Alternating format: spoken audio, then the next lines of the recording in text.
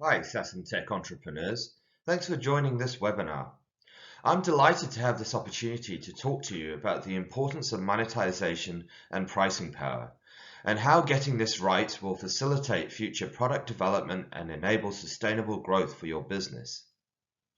I'm Ayan Bhattacharya, the CEO and founder of Biz Growth Spurt, a consulting firm with significant success in monetization and growth, generating greater cash flow, profitability, and significantly higher valuations for disruptive companies like yours by improving pricing power. So let's jump into it. In this session, we will take a brief look at how inflation can impact upon SaaS companies. We'll then explore how a lack of monetization is limiting cash flow growth and valuation potential.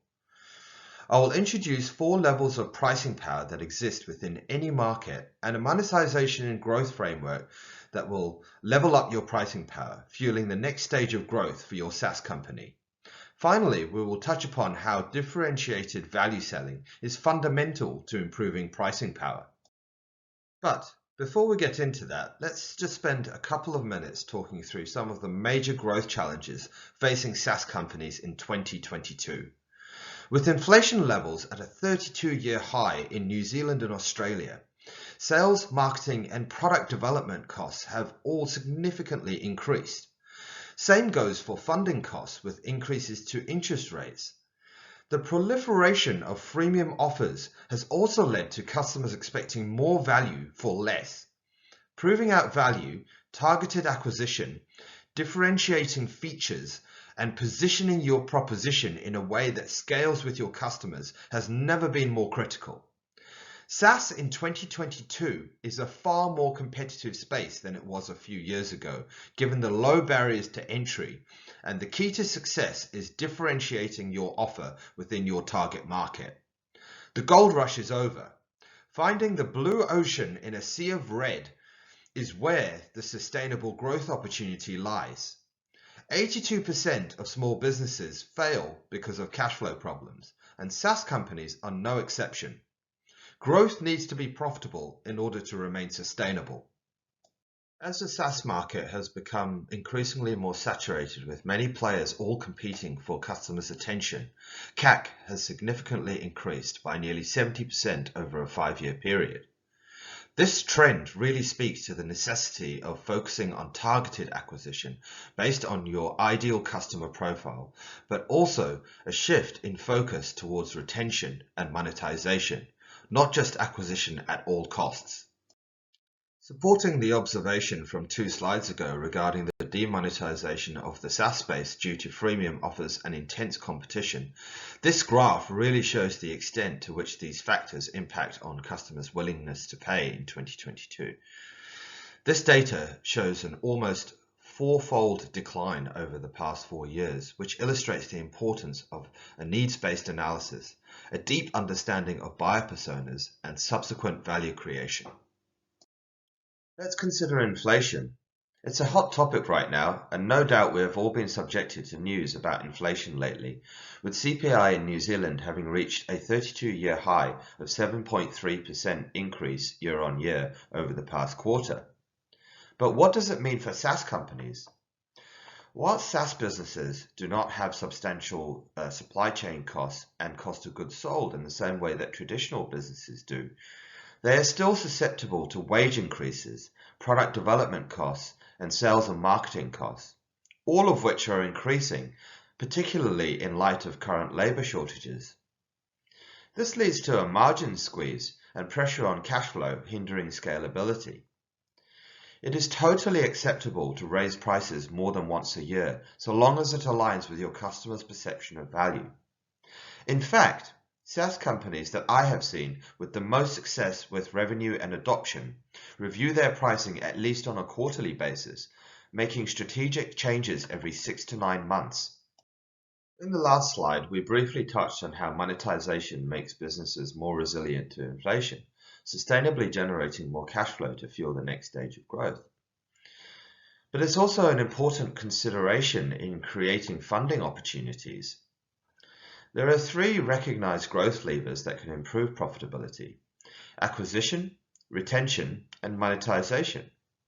But which is the most effective growth lever? Profitwell conducted a study of 512 SaaS companies to see the impact on profitability of improving each growth lever.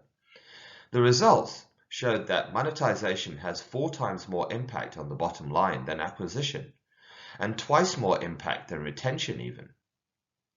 So does that mean that SaaS companies are heavily focused on monetization today? Unfortunately, quite the opposite. In a further study conducted by Profitwell, they reviewed 10,000 growth-related articles to see how many related to monetization versus acquisition and retention.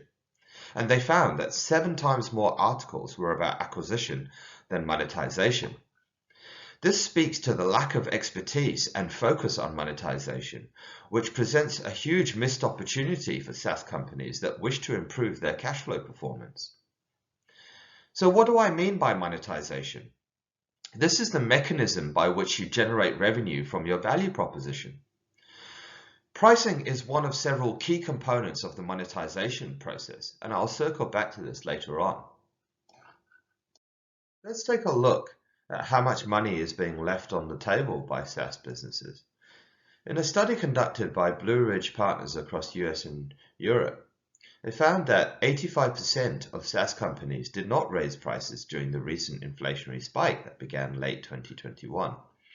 Of the 15% that did raise prices, the average increase was only 7.6%, far short of the 15+% increase that high-performing SaaS companies were able to implement. The number one reason for why SaaS companies have not raised prices over the past several months was a general lack of pricing expertise and monetization focus at an executive level. In fact, research shows that most companies spend less than 10 hours per year on pricing, resorting to strategies like guessing and relying on discounts rather than pricing based on value. Continuous price optimization can result in 2 to 4 times higher ARPU. Another fun fact, SaaS companies need an LTV to CAC ratio of at least 3 to 1 to run successfully. But with continual price optimization, you can push that ratio to 11 to 1 and beyond. However, price optimization does not simply mean raising prices uniformly. If it were that simple, then every company would do it and double their revenue overnight. It is evaluating the pricing potential across all product sets, geographic segments, and buyer personas. When you apply rigor and take a considered approach to pricing and packaging, combined with a great communication strategy, fear of losing customers due to charging higher prices is no longer a concern. One of the most common objections to price increases from businesses is the fear of losing customers. But how justified is this concern? Research shows that there is marginal resistance to price increases from 3% all the way up to 15%. The bars indicating perceived success represent customer negative reaction from 1 being severe to 5 being minimal. As you can see from the graph, the vast majority of SaaS companies are underpricing, and so increasing price only closes the gap on unrealized revenue potential from value not being captured. Pricing too low impacts how your potential customers perceive the value of your product or service. This is also known as price signaling.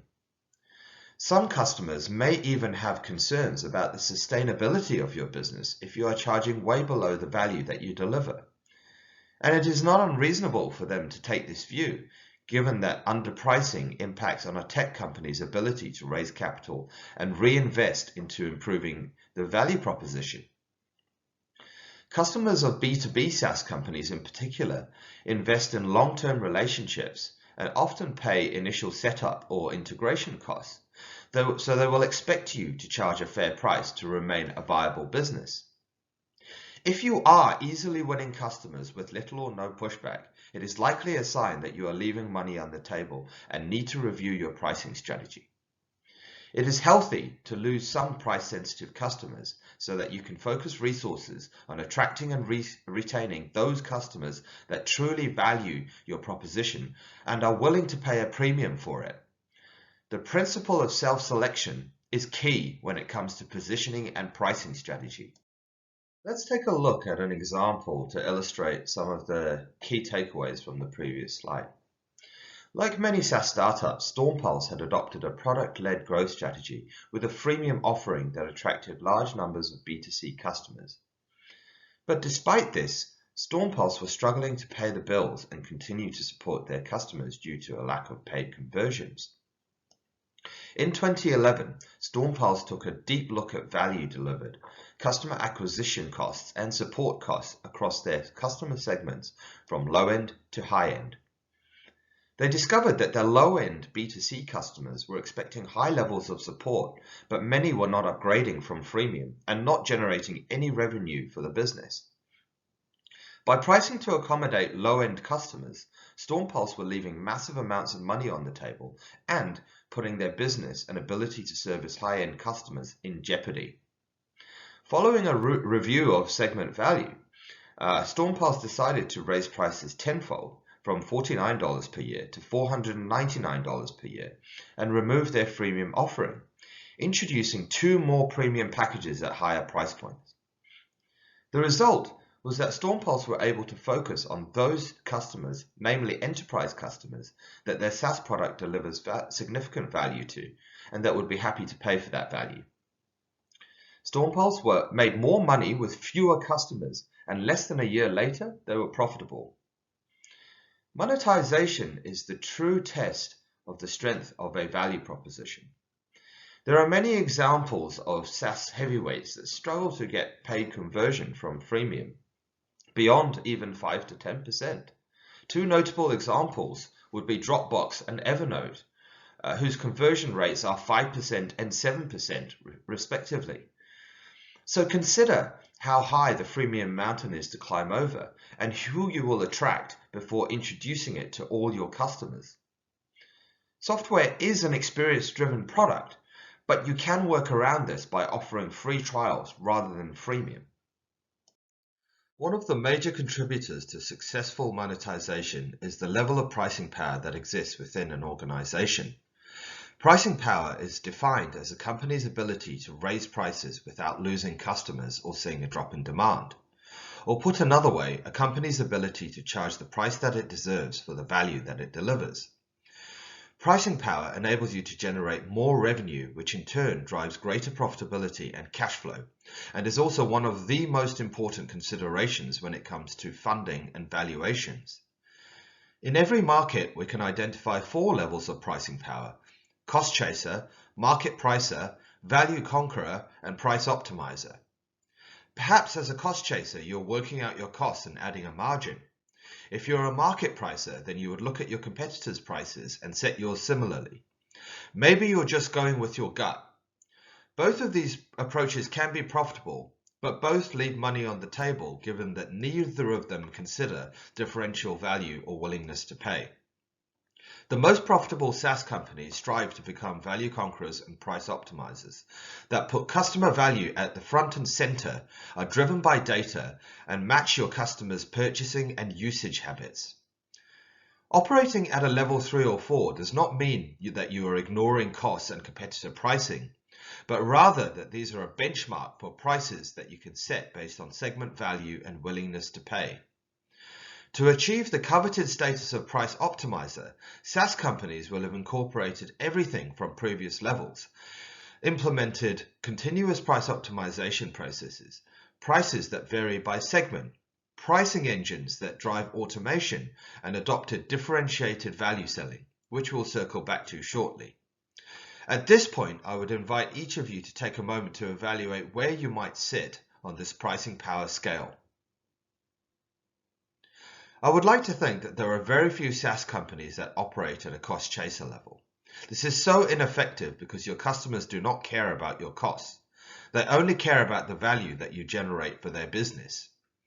However, many SaaS companies often get stuck at the market pricer level and struggle to move to value conqueror and beyond without seeking pricing expertise. This is a monetization and growth framework that successful SaaS companies adopt to realize their pricing power and fuel the next stage of growth. In simple terms, it is made up of three core strategies: packaging, which is what your customers get; positioning, which is why your customers pay; and pricing, which is what your customers pay. There are four key pillars of the process that we take all our SaaS clients through to level up their pricing power. The first critical step in this process is to identify target segments and buyer personas based on product use cases.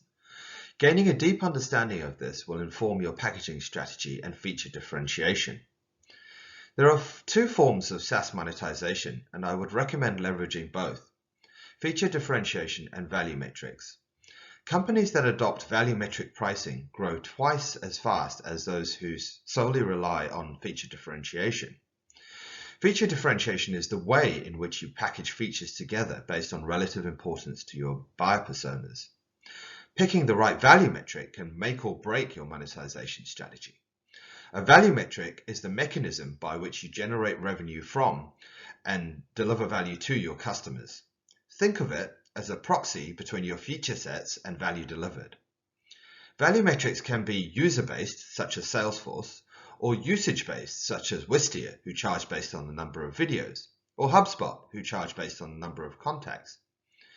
Many SaaS companies adopt user-based pricing, but this is often not the best value metric. Apply this test. Does it align with your customer's needs?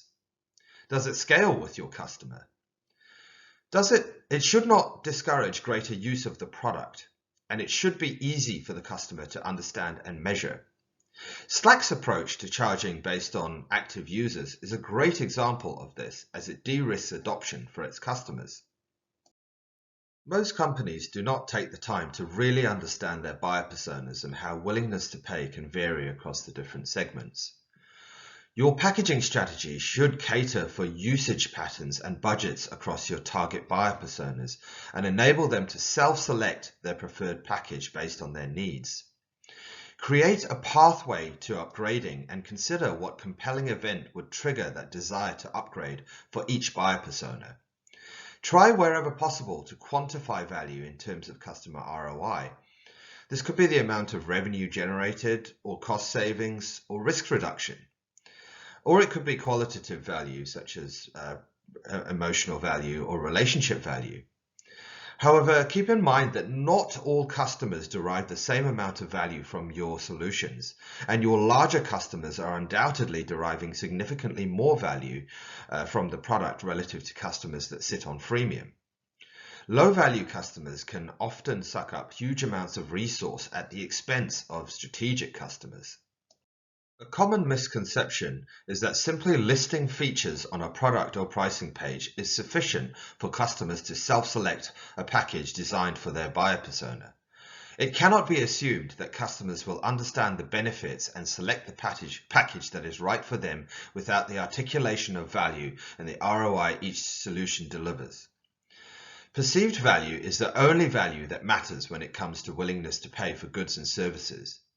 The most efficient way to improve perceived value is through effective value messaging, customer interactions, and value selling, which we'll be discussing shortly. This is ultimately what will differentiate you from your competitors and convince your customers that this is the only solution that meets their specific set of needs. When communicating price increases, always lead with value and state product improvements up front. Try to build a cadence of regular annual price reviews which conditions customers to expect it. I would like to take a moment to elaborate on differentiated value selling, as it is such an important aspect of delivering pricing power effectively. Here are 3 things you need to know about differentiated value selling. Reframe customer conversations to establish the pain point, problem, or opportunity before introducing the value proposition. Your sales professionals are your value champions, and ask the prospect strategic questions to quantify the value of your solution to them. Position your solution as the only one that meets the specific needs of the prospect, and only discuss price once they're convinced on the substantial value of it. Price then becomes a formality and almost irrelevant, as perceived value far outweighs the cost of the solution. The numbers speak for themselves, with value selling leading to a 70% improvement in net new account close rates based on a Decision Link survey of 203 software sales leaders. Back to the monetization framework, and the fourth pillar is around capturing value with your pricing strategy. Value-based pricing is the process of regularly iterating prices to progressively get closer to willingness to pay. Think about it like your North Star that every SaaS company should strive for, but it's a destination that you can never quite reach. Willingness to pay is determined by the perceived value relative to alternatives, which will vary by customer and shift dynamically over time. Therefore, setting pricing strategy is not a set and forget activity and needs to be regularly reviewed and iterated in line with perceived value and market dynamics. Perceived value can be improved through positioning, as discussed on the previous slide. Rather than guessing, a more scientific and accurate methodology to measure willingness to pay is by conducting pricing experiments and studies across subsets of your customer base and target market. I won't go into the technicalities of these research options in this presentation, but feel free to reach out to me later if you are interested to know more. A governance framework and formation of a pricing committee ensures that discipline around discounting is maintained, protecting profit margins whilst enabling agile selling. So, in summary, I would like to talk through the specific challenges that are addressed by effective monetization. Inflation leads to a margin squeeze in the absence of a value-based pricing strategy, and poor monetization can limit funding options and valuation potential. Focusing on acquisition at all costs is a risky strategy in this increasingly competitive space. SaaS companies need to adopt a balanced approach to growth in order to be successful in the long term. Fear of losing customers is often driven by a lack of understanding of segment value, and in most cases not justified given that a significant amount of money is being left on the table. Lack of focus on your target market leads to diluted yields and poor monetization outcomes. To conclude, it is not about getting to the perfect price point that every customer is willing to pay. The biggest challenge for most businesses is that they do not know how to measure how much money is being left on the table through underpricing. But putting continuous price optimization processes in place gets you closer to closing that gap.